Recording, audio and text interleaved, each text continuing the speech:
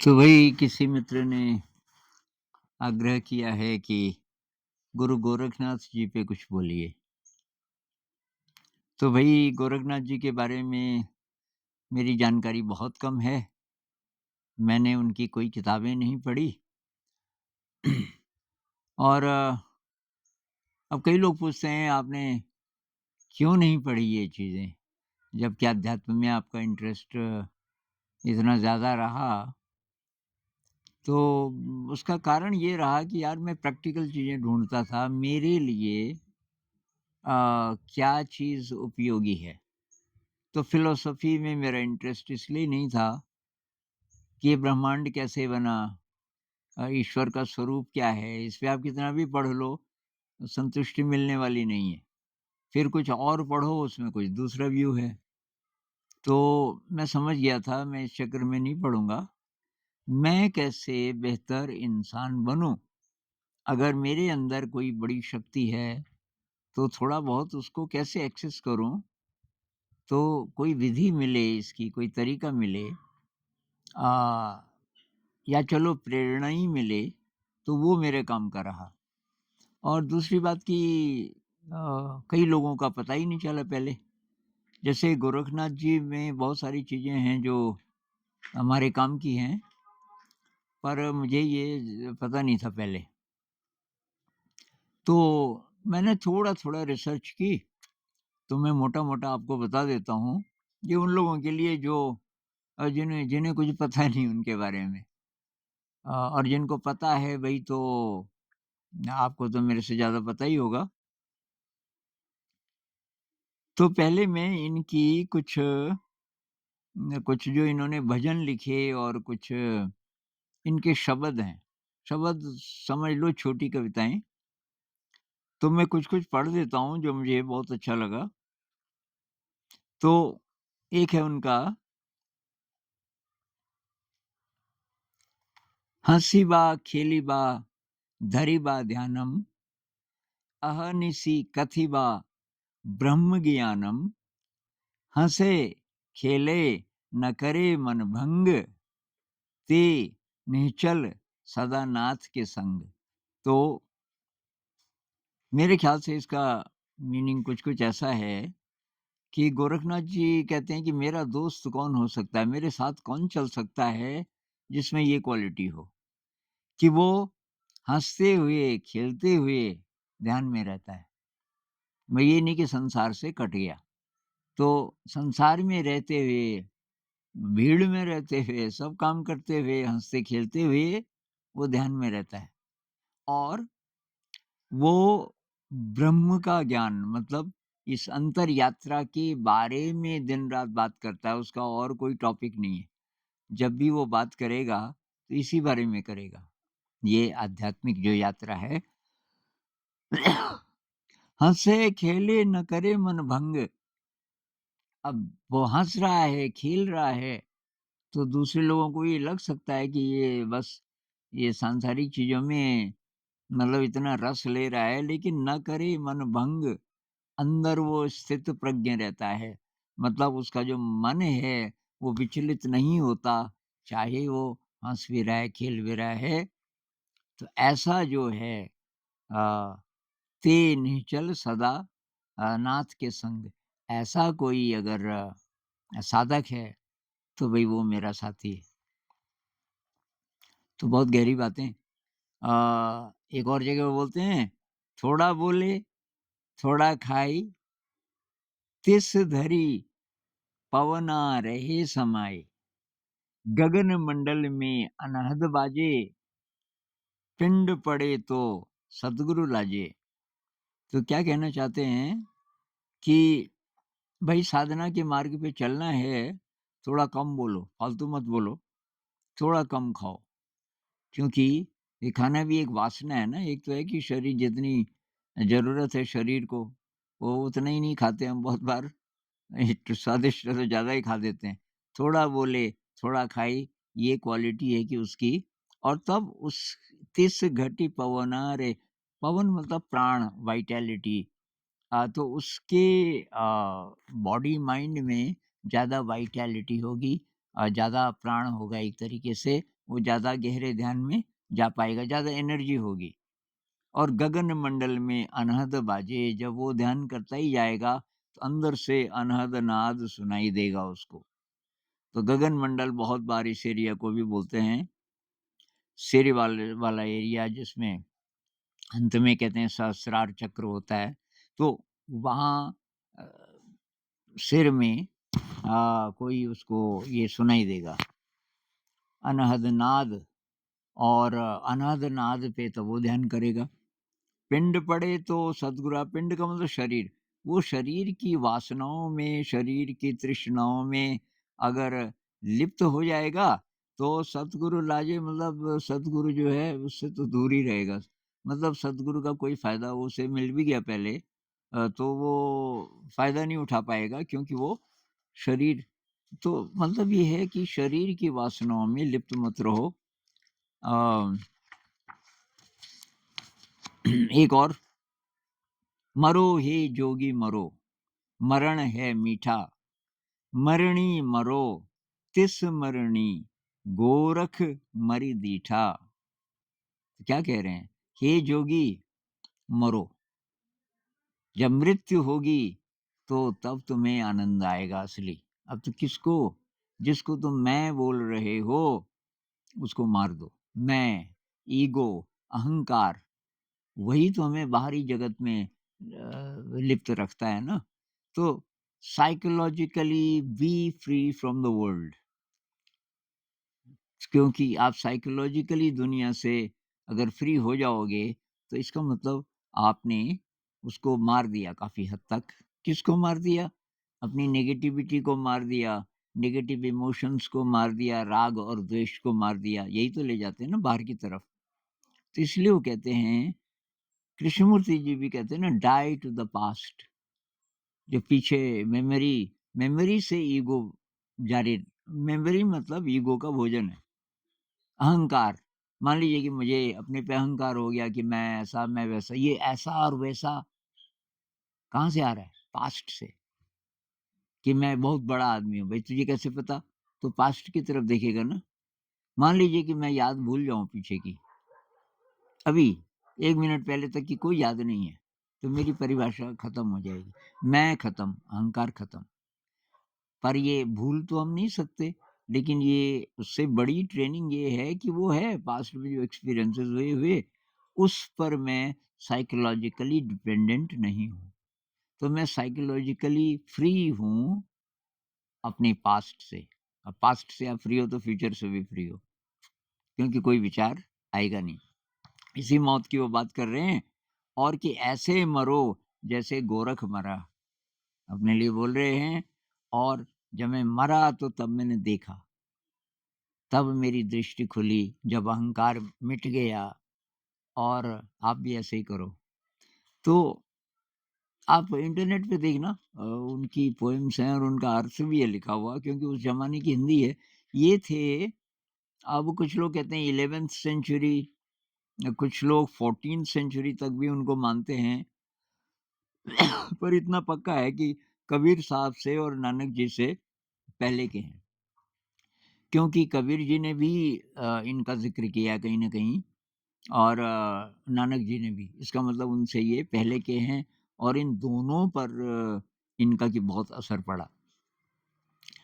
अब गोरखनाथ जी के सिस्टम में थोड़ा सीक्रेसी है। सीक्रेसी ये है कि वो जो डिसाइपल है, उसके अनुसार उसको रास्ता बता रहे हैं।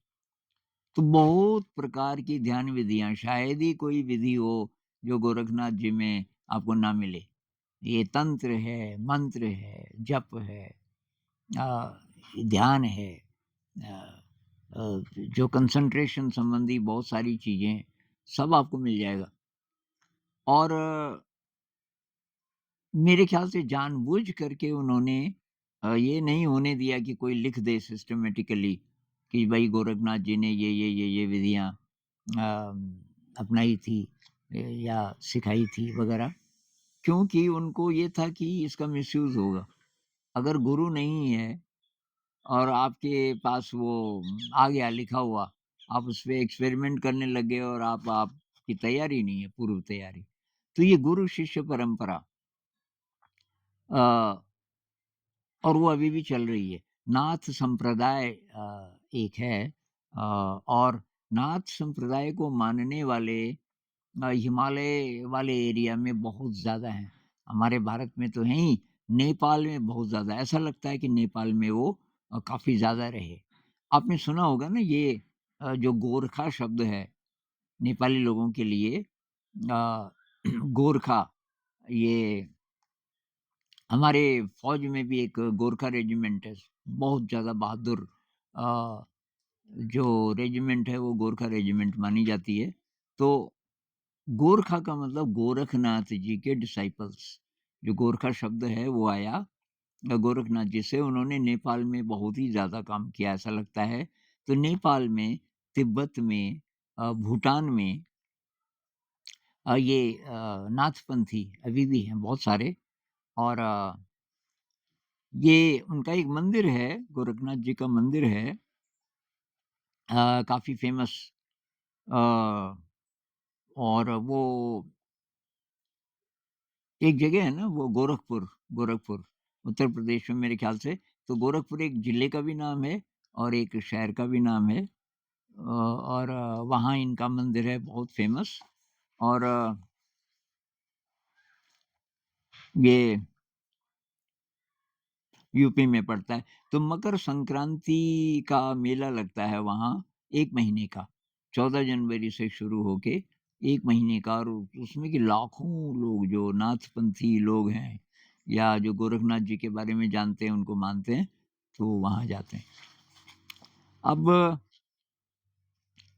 इनकी ध्यान विधियाँ तो भई बहुत प्रकार की हैं। मैंने अपने काम की 3-4 विधियाँ देखी जो मैं मेंशन करूँगा। बाकी आपका इंटरेस्ट हो तो आप पढ़ लीजिए इंटरनेट पे लेकिन भई उस अपने आप प्रयोग मत कीजिए। बेस्ट ये है कि आप किसी गुरु को ढूँढिए अगर आप उन विधियों में जाना चाहते हैं जो कि ज़रा अ, मतलब डेंजरस हो सकती हैं। तो एक एक बात और कि इनके गुरु थे कि मत्स्येंद्रनाथ एक छोटी-सी कहानी और सुना देता हूँ। उनका नाम मत्स्येंद्रनाथ क्यों पड़ा? तो शायद उसका कारण ये है कि इनके भी जो गुरु थे, जिनका नाम पता नहीं है, वो कि किसी जगह नदी के किनारे अ, अपने कुछ शिष्यों को बहुत गूढ़ चीज़ें बता रहे थे, ध्यान विधियाँ बता रहे थे। बहुत गहरी-गहरी बातें बता रहे थे और ये जो मत्स्येंद्र नाथ है, इसका नाम पता नहीं पहले क्या रहा होगा, तभी अभी बच्चा ही था, तो वो तैर करके नदी पार से कहीं से नज़र पड़ी कि यहाँ कुछ साधु टाइप के लोग हैं, वो तैर के और इस किनारे आ गया और वहाँ एक घास होती है ना लंबी-लंबी, बहुत थिक, उसके पीछे छुप गया। अभी पानी में ही था ज़्यादा, थोड़ा हिस्सा ऊपर और ये सुनने लगा और इतना फ़ैसिनेटेड हुआ वो सुन के, तो पहले से संस्कार कोई रहा होगा इसका। मतलब उसने कहा ऐसी गहरी बातें, उसको मतलब समझ आ रही थी वो बातें। तो फिर गुरुजी को पता चल गया, उन्होंने देख लिया उसको। गुरुजी कहने लगे भाई कि तुम नहीं सुन रहे मेरी बात, एक मछली भी सुन रही है और मुझे समझ नहीं आता वो मछली सामने क्यों नहीं आती? तो मत्स्येंद्र नाथ को बुलाया होगा। तो शायद क्योंकि वो मछली बोल दिया गुरुजी ने, तो उनका नाम ही तो गुरुजी ने बोला कि मछली से क्या? मत्स्येंद्र, मछलियों में सबसे अच्छा और मत्स्येंद्र, एक कहानी ये है और भी कहानी है इसके पीछे। पर वो इनके गुरु थे और एक कहानी ऐसी भी कहती है कि ये मत्स्येंद्र नाथ ये ये भूटान और ये तिब्बत और तिब्बत अब तो उसको चीन बोलते हैं ना, मैप में भी चीन होता है, लेकिन एक्चुअली वो तिब्बत था पहले और वहाँ बुद्धिज़्म बहुत ज़्यादा फ्लरिश कर रहा था और गोरखनाथ जी का इन्फ्लुएंस भी वहाँ बहुत ज़्यादा था। गोरखनाथ जी बुद्धिज़्म से भी बहुत सारी चीज़ें उन्होंने ली और शैविज़्म से ली और कुछ और ट्रेडिशंस से भी ली। तो कहते हैं कि मत्स्येंद्रनाथ, कहानी पता नहीं सही है गलत है, कि वहाँ उनको कोई स्त्री मिली और उसके प्रेम में पड़ गए और काफ़ी टाइम हो गया। फिर गोरखनाथ जी ढूँढने गए, उन्होंने देखा ये गुरुजी का तो पतन हो गया एक तरीके से। तो उन्होंने कि कैसे-कैसे करके और गुरुजी को फिर उससे छुड़ाया, मोह माया से। लेकिन इसका दूसरा वर्ज़न ये है कि मत्स्येंद्रनाथ ये जानना चाहते थे कि गोरखनाथ का डिवोशन मेरे प्रति कितना गहरा है। क्या वो मुझे रिजेक्ट कर देगा? और जब गोरखनाथ जी ने पूरी कोशिश करके उनको वापस ले आए, तो तब उन्होंने बोला भाई कि तू एकदम सच्चा मेरा डिसाइपल है, क्योंकि तू विचलित नहीं हुआ। तो ख़ैर, अच्छा अब इनकी विधियाँ, तो विधियों में इनके मंत्र भी हैं।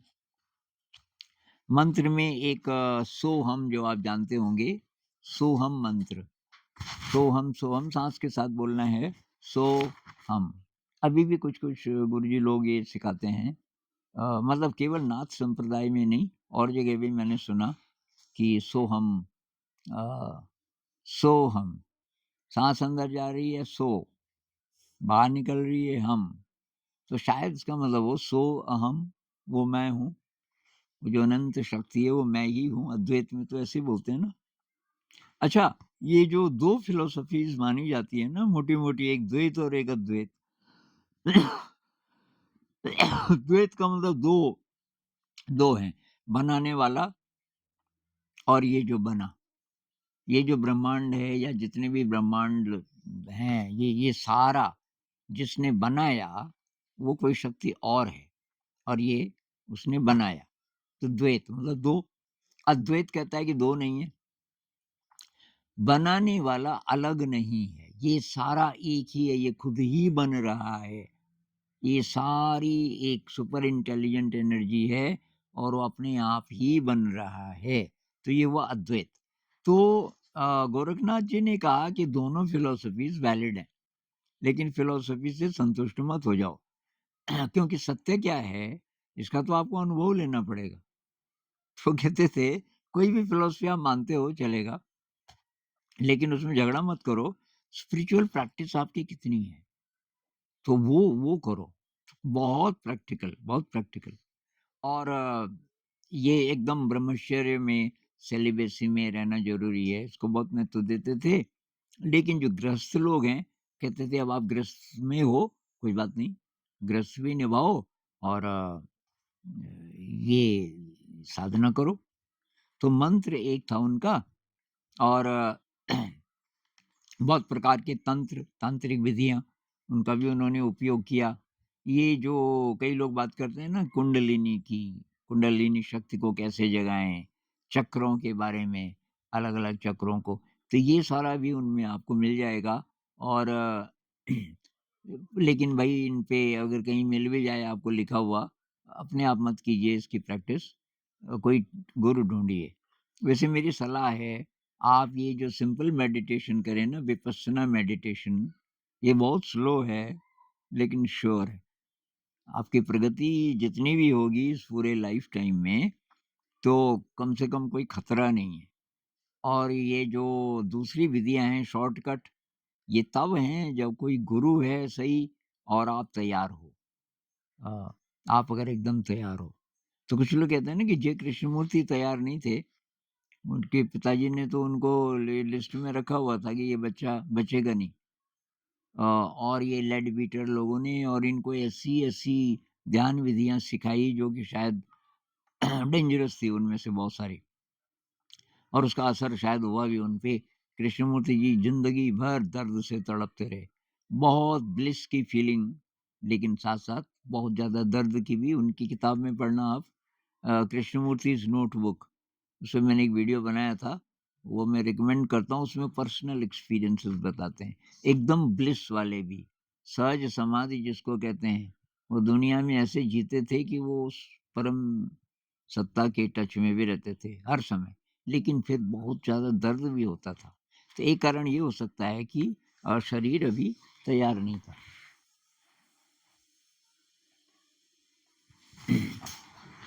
तो अब हमारा शरीर तैयार है कि नहीं, खुद कहना बहुत मुश्किल है। इसलिए गुरु, ऐसी चीज़ों के लिए गुरु ज़रूरी है। अब ये जो सामान्य ध्यान विधियाँ हैं, जैसे विपस्सना मेडिटेशन है, ये पूरा लिखा हुआ है। बुद्ध ने पूरा लिखा हुआ है। तो बुद्ध की जितनी चीज़ें हैं, उनमें कुछ भी डेंजरस नहीं है और हर एक चीज़ एक्सप्लेन की हुई है। जो आपको सिखाने वाले लोग हैं विपस्सना, अगर उनसे आप संतुष्ट नहीं होते, तो सतिपट्ठान सूत्र पढ़ सकते हो। तो अच्छा, उनकी कुछ और ध्यान विधियाँ हैं। एक है कि शून्य पे ध्यान लगाओ।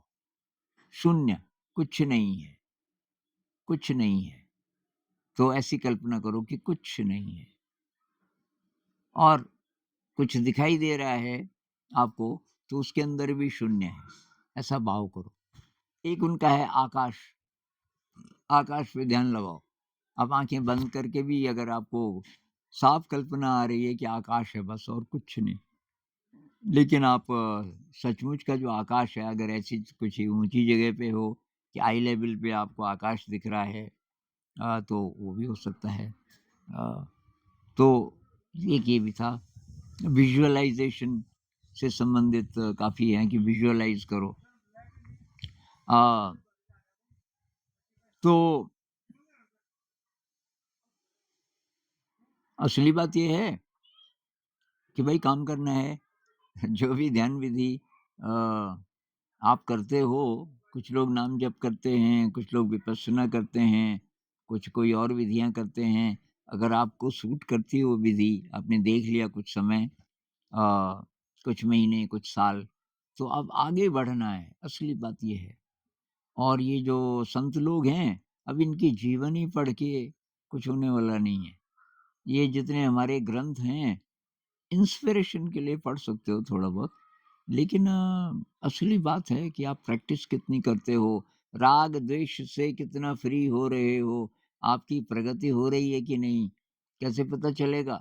तो नेगेटिव इमोशन कम हो रहा है, साइकोलॉजिकली आप जगत पर अब निर्भर नहीं हो, निर्भरता कम हो रही है धीरे-धीरे, तो आप सही रास्ते पर हो। तो असली बात वही है ना, painted cakes do not satisfy. केवल सुनने से और केवल पढ़ने से संतुष्ट मत हो जाओ।